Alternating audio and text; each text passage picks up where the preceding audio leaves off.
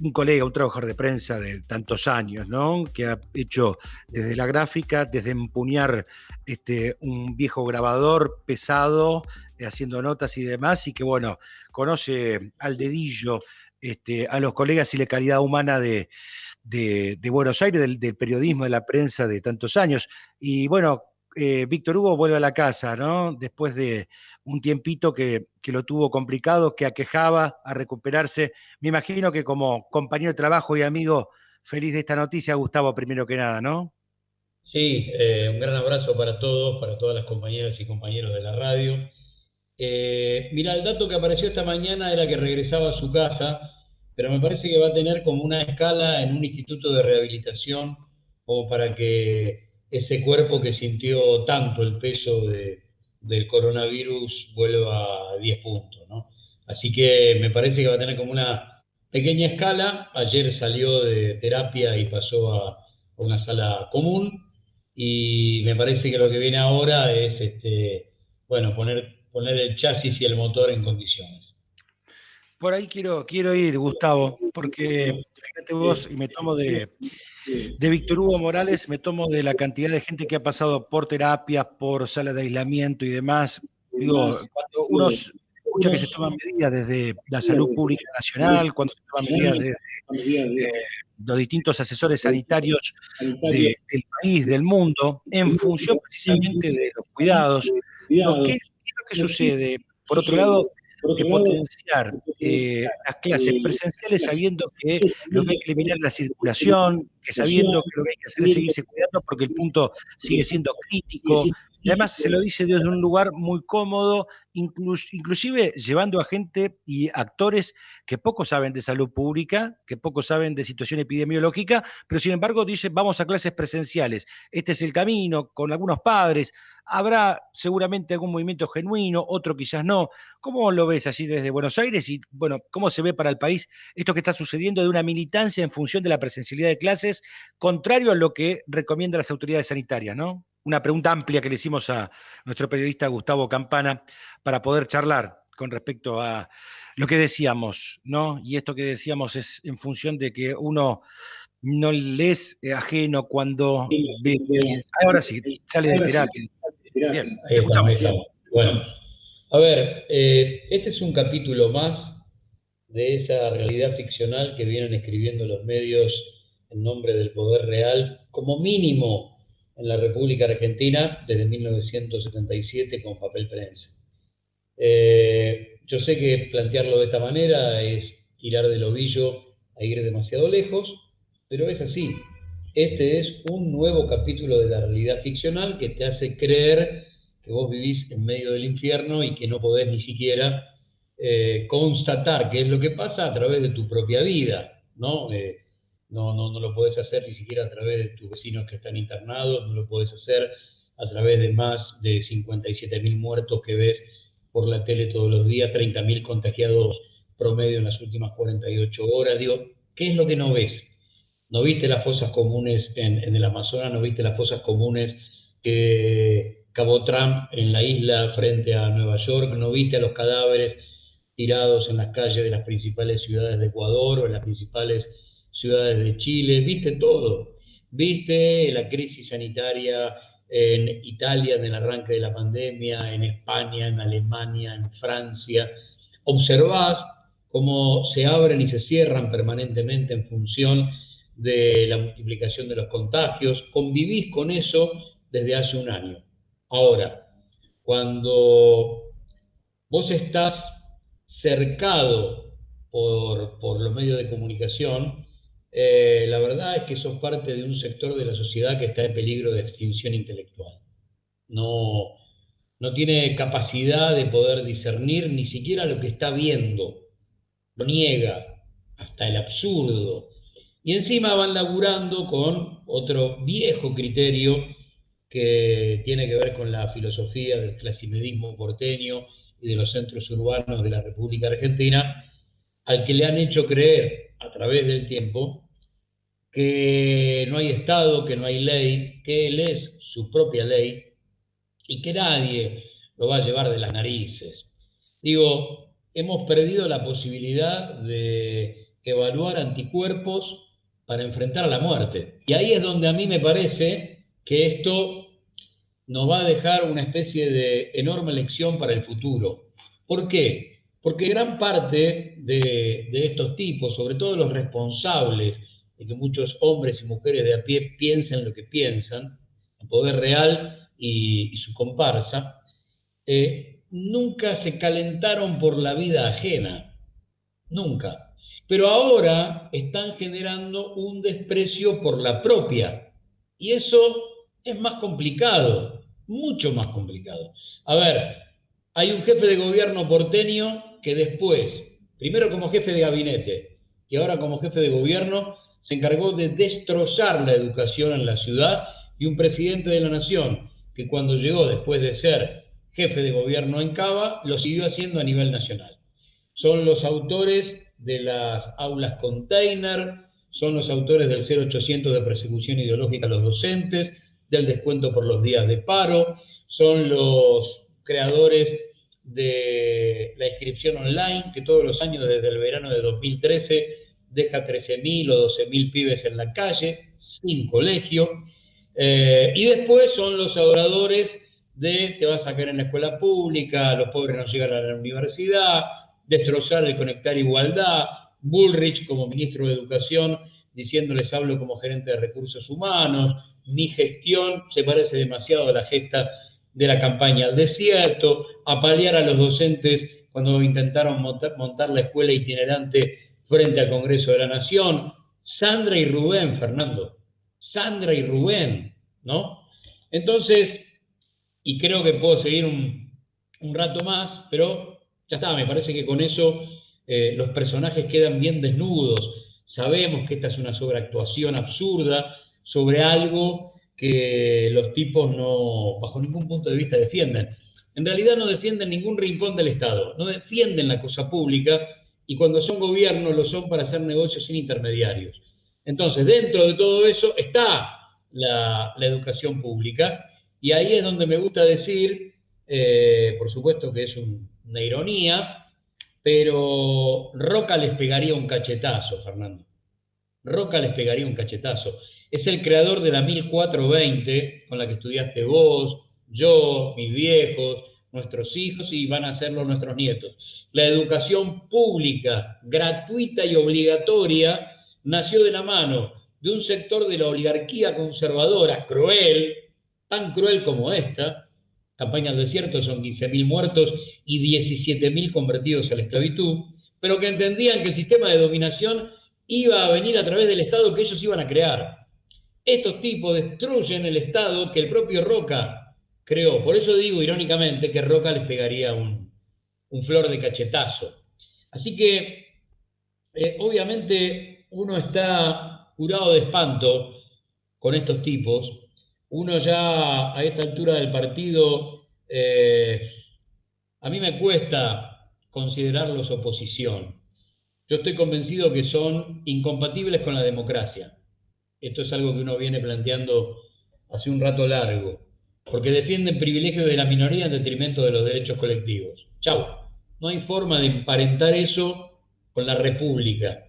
Entonces, están enmascarados en la democracia y te hacen esto. Sería muy largo de seguir contando, pero esto que nos hacen, aunque te parezca mentira, el formato de laburo fuera, muy lejos de los golpes de Estado desde hace 38 años, es una enorme victoria del campo nacional y popular, que después de un siglo XX plagado de golpes, lo fue empujando para que no pudieran volver más con los tanques a tomar el poder, y los hizo jugar al juego democrático. Es más, Fernando, militan, hoy militan, marchan. Me las imagino a la señora tomando el té hoy a la tarde diciendo, ¿a dónde nos toca ir mañana? Pero van, cacerolean, digo, están ahí con sus miserias, pero están haciendo lo que nosotros hicimos siempre, y por supuesto ellos siempre entendieron que era una pérdida de tiempo, de vagos que no tienen... Bueno, resulta que están preocupados por su modelo de colonia, tan preocupados como nosotros estamos por nuestro modelo de país. Y es interesante que salgan a dirimirlo ahí, ahora. Usan a la democracia. la tienen como rehén todo el tiempo, no tienen nada que ver con la democracia. Y en este sentido, mandando al matadero porque están buscando el caos, están buscando la bolsonarización de la pandemia, y como alguna vez se pararon arriba de los cadáveres de Cromañón, como alguna vez se pararon arriba del cadáver de Nisman, ahora quieren hacer exactamente lo mismo. Estaba pensando que, bueno, ya comienza, digamos, el tiempo de campaña. Y en esta campaña, digo, mucho se va a hablar en torno de lo que es esta pandemia, ¿no? Y la pandemia tiene vacunas, tiene situación de cuarentena y demás. Se van a parar mucho en eso. Y me gustaba un poco esta desafectación que hubo, natural. Como dice el dicho, los muertos que vos matáis gozan de buena salud. Digo, ya de la Sputnik no pueden hablar porque era el veneno y sin embargo no deja de tener pergaminos, máxime ahora con la, bueno, fabricación en Argentina, ¿no? Sí. Yo creo que desde la 125 para acá, políticos y comunicadores han ido tan lejos que ya no hay forma de reconversión. Esto no tiene vuelta atrás. En otros periodos de nuestra historia, los tipos lograban una reconversión camaleónica y te volvían a engañar hasta que volvían a ser ellos mismos.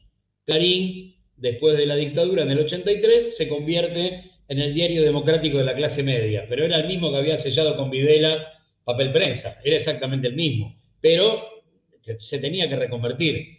Clarín no puede reconvertirse ya está listo. No se pueden reconvertir y vamos a hacer una lista, empezando por Longobardi, en función de lo que dijo esta mañana, de manera absolutamente golpista, en diálogo con la Nata, ¿no? Esto de necesitamos un formato más autoritario para la Argentina, casi pidiendo a gritos voto calificado, que era como volver al siglo XIX sin escalas, pasando por todos los demás. Como ellos fueron tan lejos con sentido de eternidad, listo, ya está, se fueron, no vuelven más. Y volvieron 4 años después. El problema es que, ¿cómo haces? Entonces ahora se van a inmolar en esta historia. No hay reconversión, no hay disfraz, no hay máscara, ya está. Entonces ahora me parece que por primera vez en muchos años vamos a enfrentar una pelea hasta el final, que hasta ahora nunca se daba. Pero mirá, el día de ayer, y repasá las tapas de hoy, el día de ayer era el presidente de la Nación hablando de lo que implica, básicamente para la clase media, el tema ganancias, ¿no? El presidente de la Nación anunciando lo que hoy corroboró, que es el tema de una línea de créditos para refacción o construcción de viviendas, más de 87.000 créditos. Y el presidente de la Nación en el día de ayer aplaudió el hecho de que en un laboratorio de Pilar vamos a fabricar en junio en gran escala para exportación y para uso en la República Argentina de la vacuna más importante a la hora de combatir el coronavirus, la Sputnik. Ahora, y encima lo van a hacer en un laboratorio que amplió, porque primero trabajaba para fines veterinarios y después comenzó a trabajar para HIV y otro tipo de enfermedades infecciosas. El 1 de agosto de 2011, Cristina Fernández de Kirchner. Yo te digo, Fernando, es demasiado. Vamos a tener también un poco de piedad con estos sectores que hoy estaban locos porque saben que esto se puede llegar a ir de las manos si no controlan el caos. Entonces, hay que entender que fueron tirando declaraciones de guerra. La primera fue los runners, acá en la ciudad de Buenos Aires.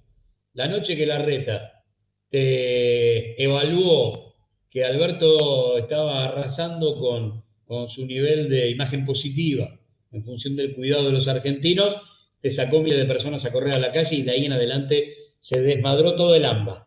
Todo el AMBA se desmadró hasta el día de hoy con la enorme cantidad de contagios, casi 13.000 en el día de ayer, que es más o menos el 50% de los contagios de todo el país.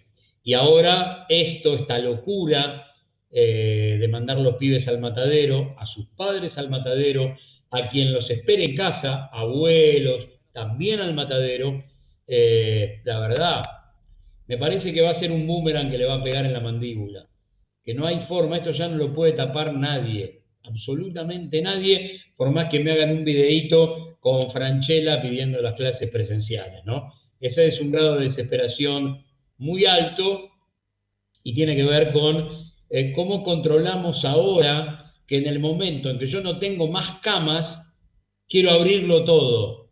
En el momento en que me quedo sin respiradores, quiero abrirlo todo. En el momento en que Kicillof y Velocopit, como representantes del gobierno de la provincia de Buenos Aires y de las prepagas en la casa de la provincia de Buenos Aires en Capital, daban una conferencia de prensa donde Kicillof decía, miren, vamos a aguantar hasta donde sea, pero lo que necesiten de la provincia, cuando les falten cama, golpeen, que nosotros les vamos a dar lo que tenemos. En un grado de solidaridad extremo, extremo en medio de la pandemia. Entonces empiezan a desesperarse, porque jugaron a la muerte. Vamos a reiterar, que se mueran todos los que tengan que morirse. Palabra de Mauricio Macri al presidente de la Nación cuando empezó esto. Son eso, quemaron barbijos, fueron anticuarentena, fueron antivacuna, denunciaron al presidente por envenenamiento, pidieron veneno. Si la sociedad no analiza esto, es una sociedad que está en peligro de extinción intelectual. Y una pata de la justicia también, ¿no? Con responsabilidad, digo, avalando la decisión del gobierno porteño de ir a clases. Digo, ¿cómo evaluás ese comportamiento judicial en primera instancia, no? Es lo mismo que hicieron con Ley de Medios. Fueron a buscar 2 jueces comerciales, uno en Córdoba y otro en Mendoza, y con 2 jueces comerciales de provincia anularon una decisión del Congreso de la Nación. Solamente lo puede hacer el Poder Real. Solamente lo puede hacer el Poder Real. Sucede que esta fue tan grosera, y se equivocan en el procedimiento porque primero fueron a buscar a la Corte. Cuando se dan cuenta que la Corte seguramente es imposible que les diga que sí, salen a buscar a la salita amarilla con 3 jueces propios y esos 3 jueces que, qué sé yo, te tienen que evaluar si no pagaste el ABL o una multa por pasar un semáforo en rojo, resulta que te mandan los pibes al matadero y saltan por encima de un DNU. A ver, volviendo con el revisionismo rápido y furioso, resulta que ahora los reyes del DNU son los que cuestionan el DNU. Un DNU por el cual nombraron 2 jueces de la Suprema Corte por decreto. Por decreto. Mataron la ley de medios a través de un DNU y fueron más de 400 en 3 años. Es en proporción el presidente que más gobernó de la mano del DNU. Yo sé que a veces este tipo de cosas son complejas, pero hay que recordar que asume diciembre de 2015 y no abrió el Congreso hasta mayo. Y entre diciembre de 2015 y mayo fueron decretos, y en algunos casos, en todos en realidad, vos tenés que demostrar que hay necesidad y que hay urgencia. Y en el 90% de los casos no había ninguna necesidad ni ninguna urgencia. Después hubo, claro, un Congreso que ratificó todo eso porque tenían los números y entonces la locura se legitimó entre comillas. Pero tuvimos un presidente a decretazo limpio porque también venía de serlo como jefe de gobierno porteño. Así que uno pide más de uno mire para atrás. Y en el pasado están guardados todos los secretos del presente y el futuro. Aquí en la provincia de Santa Cruz también, bueno, se montó en conjunto con muchos actores de la sociedad, aparte de la oposición, y también Canal 13 llegando a la provincia para montar una especie de escena. Te hago escuchar un audio muy cortito del periodista Marcos Barroca, cómo de alguna forma dictamina, digamos, los escenarios que hay que dar, y después le pones, como periodista que sos, un mote, a ver dentro de qué subgénero o género entra del periodismo esto que escuchamos a continuación. Vamos a salir, por lo menos una primera salida, a las 10 de la mañana. Estaría bueno que nos juntemos en una escuela en la que sepan ustedes que es la que está más destruida, o quizás desde afuera se pueda ver algo, en algún lugar que el frente de una escuela tiene que ser ideal porque vamos a hablar de las clases y demás. O sea, buscate una buena escuela que que está media destruida, o que hasta incluso tengamos alguna imagen de destrucción desde afuera, cosa de tener las dos cosas. Y que se junten y que hagan una radio ahí los padres, que estén ahí. Pues, la intención es hacer varias salidas durante el día. En algún momento también quieren hablar con el gremio. Yo voy a intentar de hacer a la ministra de Educación, a ver si me da pelota, el dudo, pero bueno. Pero como que quieren que hablen todas las partes involucradas de la sociedad. Ya supera, digamos, lo periodístico eso, ¿no? Bueno, acabas de escuchar a un ex periodista, si alguna vez lo fue, hoy es un operador del poder real. ¿Cómo vuelve Marco Barroca a enfrentar una cámara después de esto? ¿Cómo se hace? Lo habrás visto, le hablo a quien nos está escuchando centenares de veces, ¿no? Al pibe de los anteojitos, ¿no? El pelo muy, muy, muy prolijito. ¿Cómo se vuelve de esto? No hay forma, no hay forma. Nosotros somos los que siempre, a cara descubierta, de frente, salimos a discutir ideas, salimos a debatir con quien sea, porque la verdad sentimos que estamos armados para poder hacerlo. Estos sectores, que son solamente bandera de odio, no tienen nada para ofrecer. Y como no pueden superar al modelo de país, lo que generan es una demonización permanente del campo nacional y popular. Es la forma de confrontar. No hay otra. Porque no pueden mano a mano. No hay forma. La pelea no es pareja si es mano a mano en el intercambio de ideas.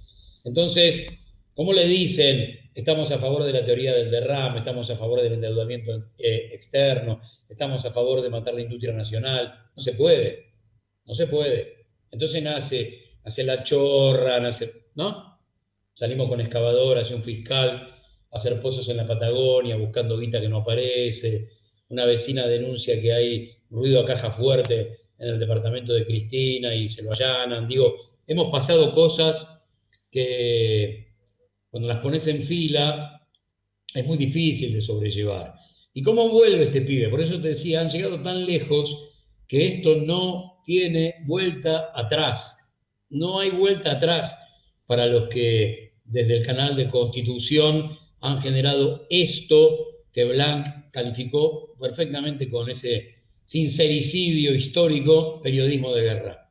Bueno, de esto se trata, de una realidad ficcional para que en la cola de la verdulería vos, yo y tantos compañeros y compañeras tengamos que estar discutiendo esto porque es cosa jugada. ¿Vieron?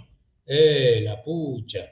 Es una diputada de la provincia de Buenos Aires reclamándole a Kicillof en las últimas horas por el cierre de escuelas rurales sin darse cuenta que tomó un recorte de 2018 y las había cerrado Vidal.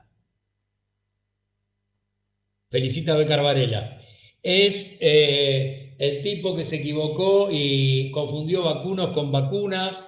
Me dan vergüenza ajena, sinceramente, porque uno pretende tener una discusión, aún con ese enemigo, una discusión un poquito, una vara más alta, realmente una vara más alta, porque lo que a mí más me lastima, acá no está en juego un gobierno, una coalición, un modelo. En cada una de estas discusiones, en cada una de estas acciones, está en juego un plato más de comida en la mesa de millones de seres humanos.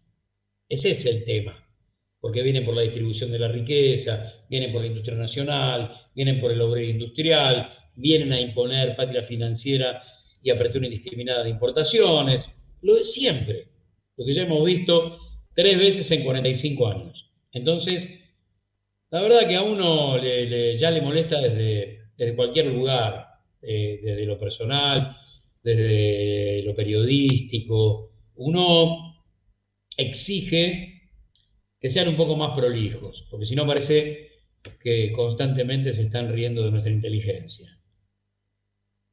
No solo eso, Gustavo, y semana que viene vamos a analizar un poquito, porque le hemos dado, me parece a mí, un poco análisis a nivel nacional, pero yo recuerdo el fuerte movimiento, las tapas de los diarios, las horas de canales con respecto a lo que fue el procesamiento de Cristina con la causa de Dólar Futuro y ante la justicia para salvar la ropa, cierta parte de la justicia, porque yo creo que no toda la justicia es igual, pero cierta parte de la justicia para salvar la ropa por lo menos daba una falta de mérito. Aquí hubo una absolución, es decir, nunca hubo ninguna prueba de nada y realmente esa absolución no fue festejada de la misma forma, ni tampoco el mismo espacio que se le dio oportunamente cuando fue el procesamiento. Entonces se cae de Maduro y se ven los hilos de la operación. Así que de eso te vamos a convocar a hablar la semana que viene, si nos, como siempre, nos atendés aquí a la radio y la diferencia que tenés.